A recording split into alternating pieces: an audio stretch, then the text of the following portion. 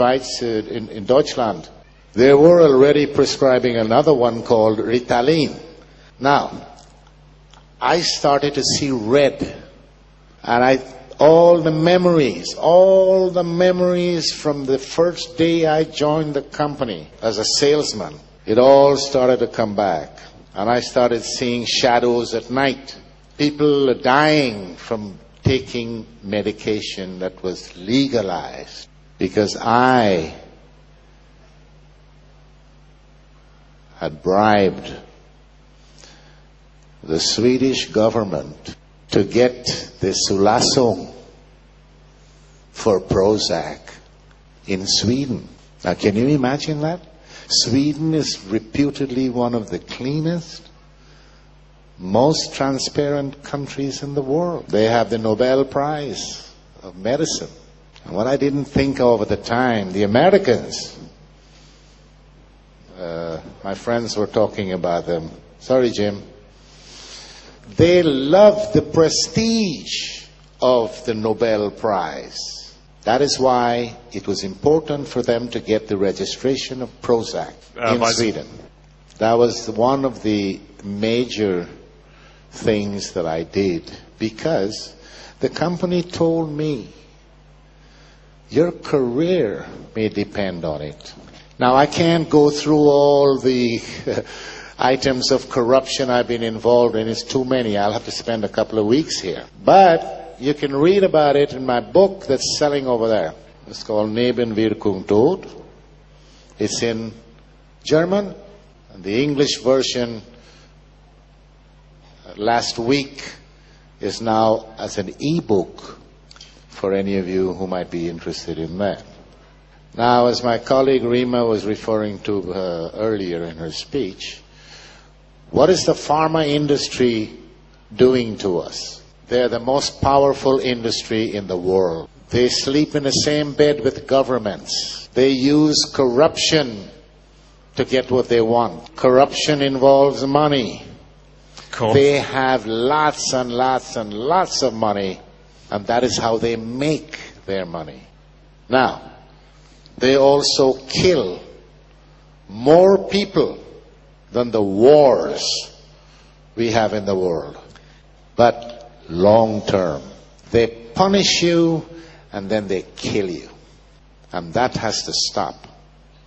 We need, according to the way things are today, we need the pharma industry because there are some good things out there.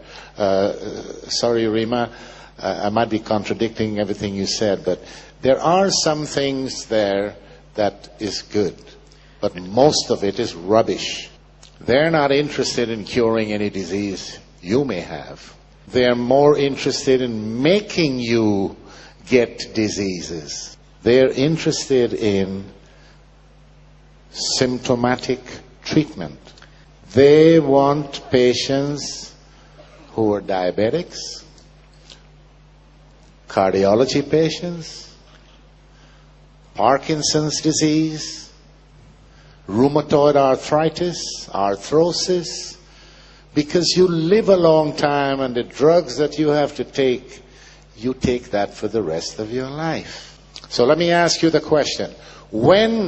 Is there anybody in here that can tell me when was the last time you heard or read that a pharma company has come with something that cures a disease?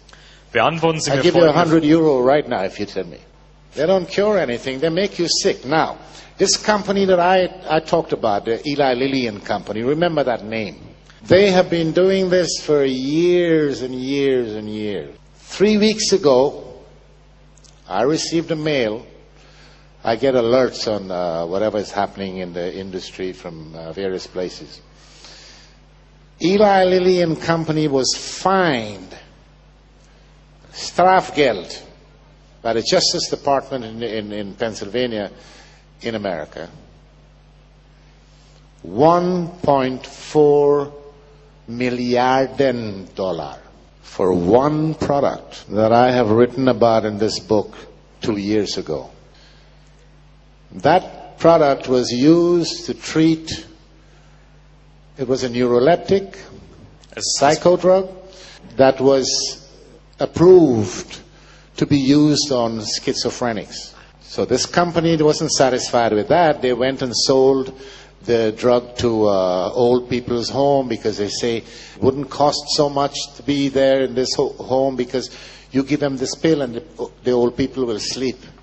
So the workers wouldn't have any problems at night. But what they didn't figure on was that this drug had the side effects, which, by the way, before it came out, they had hidden under the table.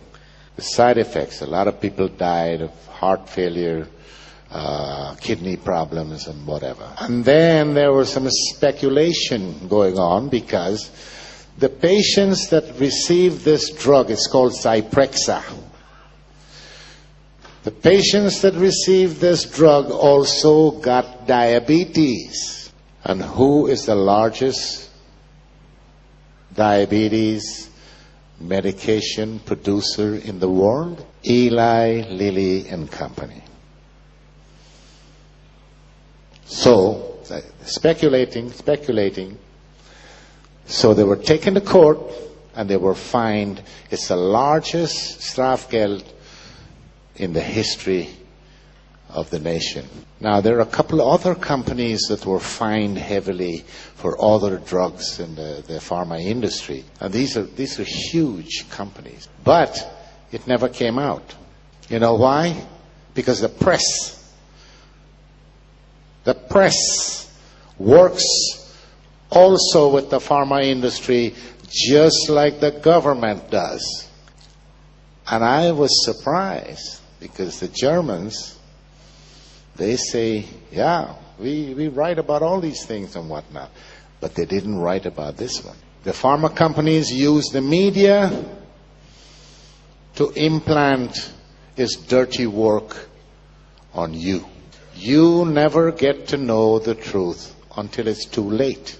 You have to raise your awareness to a higher level. Don't take for granted what your doctor is telling you, because the doctors these days,